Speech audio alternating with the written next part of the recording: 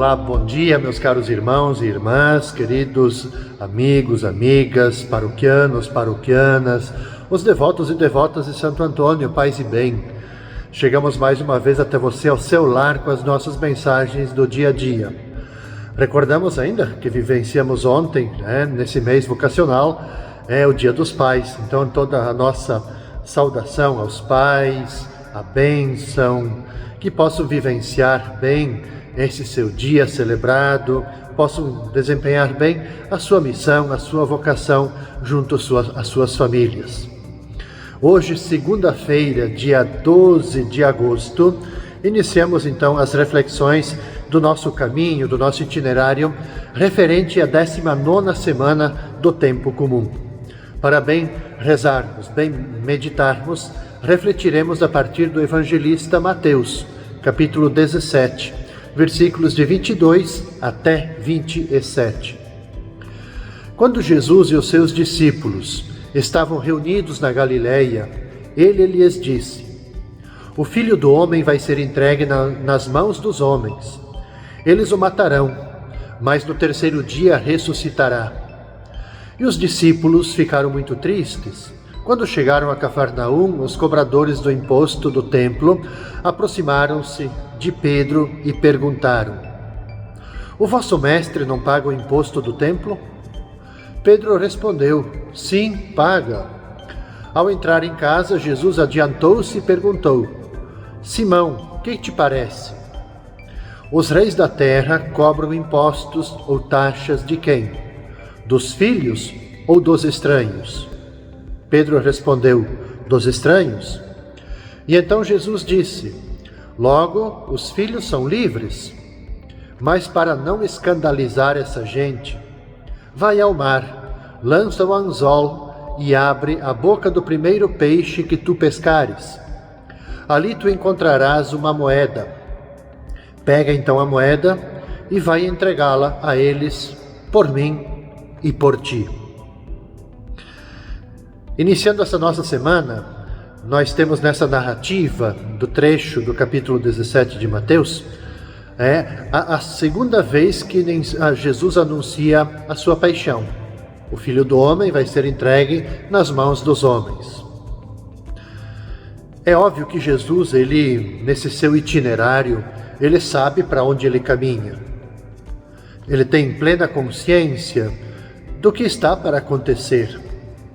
Mas mesmo diante dessa consciência dos desafios, ele não tenta escapar. Ele vai caminhando firme na sua missão. O seu destino ele está anunciado já nas antigas profecias, quando a gente lê o Antigo Testamento. Porém, o mais importante, no meu caso aqui para a reflexão, é a segunda parte desse trecho do Evangelho. A respeito do pagamento de impostos. E esse conflito vai vir também no evangelista Mateus um pouquinho mais adiante, de uma forma mais intensa, tensa.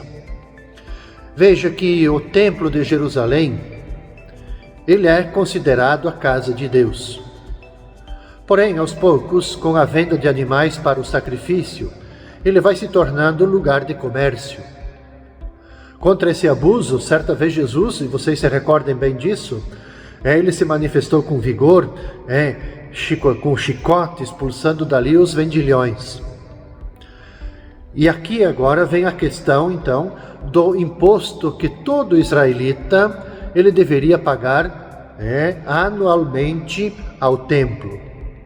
Alguém levantou dúvida se Jesus pagava ou não o imposto. Diz o Evangelho, na resposta do seu discípulo, sim, pagava, mas como filho de Deus estava isento. E assim, os outros filhos da mesma casa de Deus estariam isentos. Quando Jesus fala de que logo os filhos são livres. Entretanto, para não dar assim um mau exemplo, para não criar indisposição contra o regime sócio-religioso ali estabelecido na época, Jesus ele vai pedir para Pedro uma parcela do seu trabalho.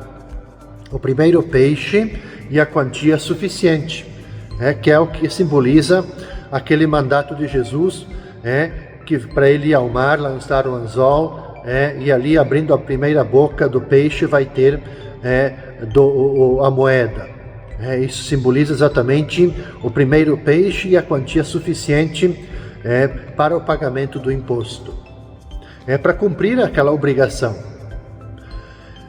No fundo, o Evangelho ele quer dizer para nós que certos costumes só se podem corrigir com o tempo e também com muita paciência.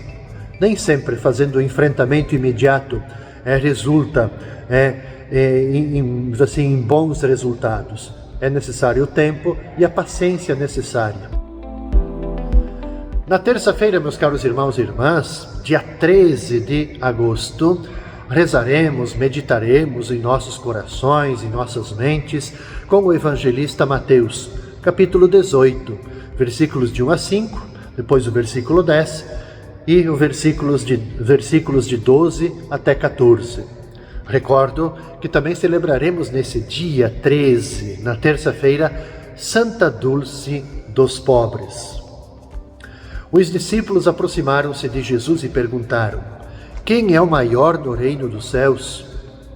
Jesus chamou uma criança, colocou-a no meio deles e disse: em verdade vos digo, se não vos converterdes e não vos tornardes como crianças, não entrareis no reino dos céus. Quem se faz pequeno como esta criança, esse é o maior no reino dos céus. E quem recebe em meu nome uma criança como esta, é a mim que recebe.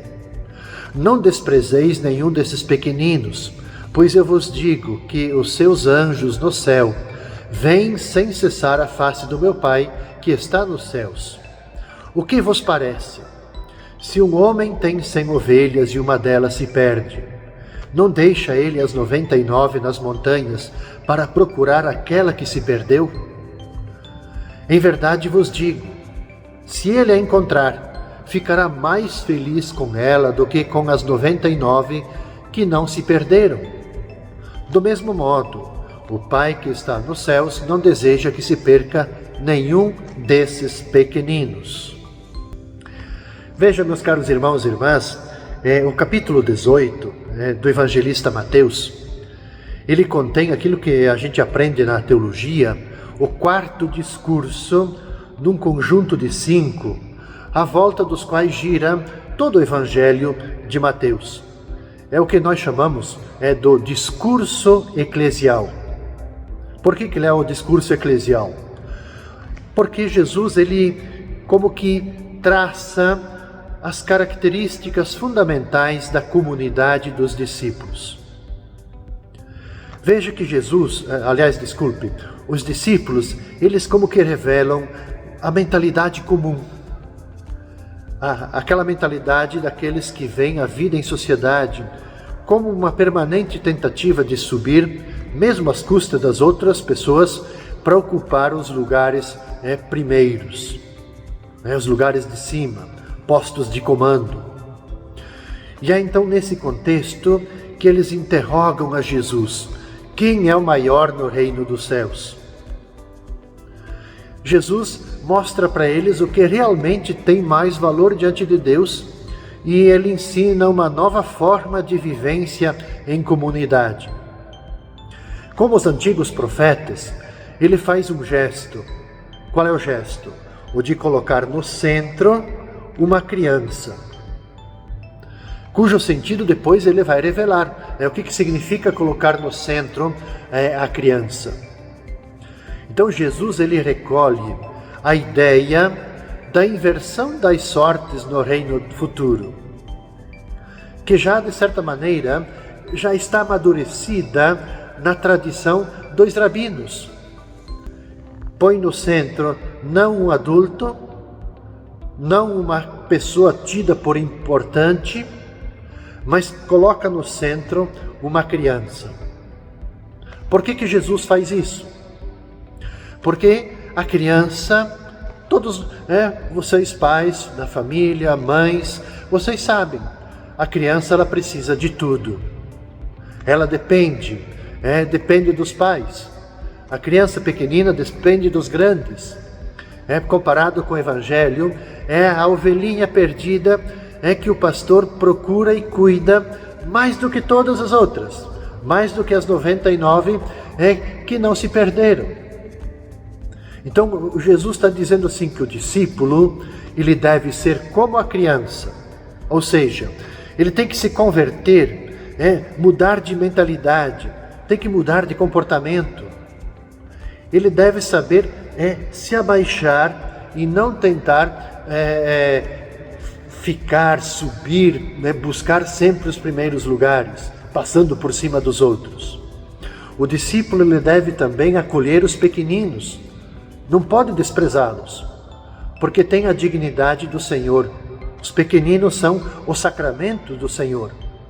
Então tem que procurá-los, para que nenhum dos pequeninos se perca. Então valorizar os pequenos é honrar a Deus. Recuperar o irmão que se desvia do bom caminho, ele é agir como o pastor que busca a ovelha perdida.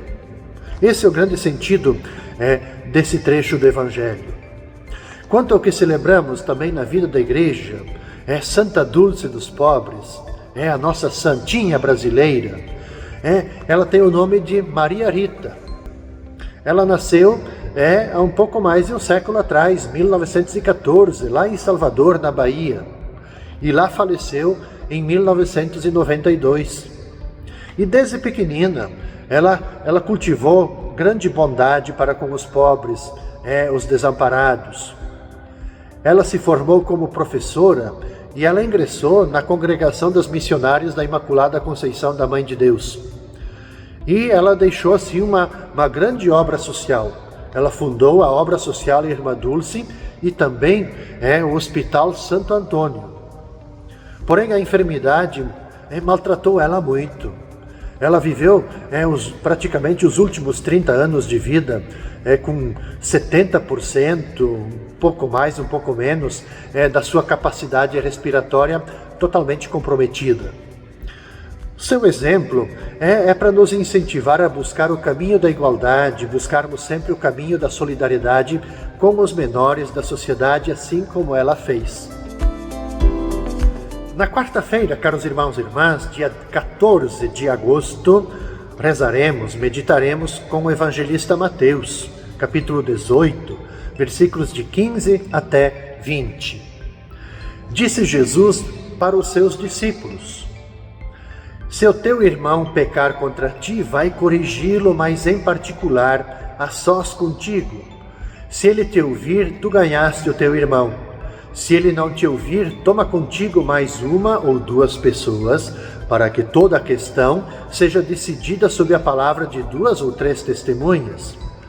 Se ele não vos der ouvido, dize-o à igreja. Se nem mesmo a igreja ele ouvir, seja tratado como se fosse um pagão ou um pecador público. Em verdade vos digo, tudo que ligares na terra será ligado no céu, e tudo que desligares na terra será desligado no céu. De novo eu vos digo, se 2 de vós estiverem de acordo na terra sobre qualquer coisa que quiserem pedir, isso vos será concedido por meu Pai que está nos céus. Pois onde 2 ou 3 estiverem reunidos em meu nome, eu estou ali, no meio deles. Vejam, meus caros irmãos e irmãs, aqui está aquilo que eu comentava a respeito do Evangelho no início do capítulo 18, que é um conjunto de elementos que Jesus estabelece como características fundamentais que tem que existir dentro da comunidade dos seguidores de Jesus. Aqui se trata exatamente de um tema tão importante, inclusive para São Francisco, o tema da correção fraterna. Então é nessa perspectiva, dessa continuidade a respeito das relações dos discípulos entre si. Isto é, os pequenos, os pecadores, os colaboradores. Então a questão central é a seguinte: como que deve a comunidade cristã se comportar perante o pecado e o escândalo e perante o pecador? Veja que para o bem da vida comunitária, Jesus propõe orientações bem claras. Se algum irmão pecar, não se deve espalhar o seu erro. Não se deve excluí-lo da convivência. Tem que fazer tudo para ganhar esse irmão. Todo o esforço possível. Seja o esforço pessoal, mas o esforço de toda a comunidade. O que ele vai dizendo no Evangelho? Que primeiro é conversar com ele discretamente. Caso persista ainda no pecado, tem que envolver mais pessoas, mais irmãos, para ajudá-lo. E finalmente, não havendo reconciliação, então sim, vamos entregar esse caso, vamos levar esse caso para a comunidade. Esse processo de compreensão e perdão fraterno salienta a importância da vida comunitária harmoniosa. No esforço de criar um ambiente de fraternidade, ela se identifica com a comunidade cristã. Então, tudo que resolverem em comum será conforme a vontade do Pai Celeste, será ligado no céu. E aos pedidos expressos de modo coletivo, o Senhor atenderá mais prontamente. Então, muito amor, oração e discernimento são requisitos antes de querer afastar da comunidade um irmão que tenha cometido algum erro. A gente tem que fazer, novamente recordando, todo o esforço. A gente tem que se comprometer para a gente ganhar o irmão. Creio que isso é o grande desafio colocado para as nossas comunidades.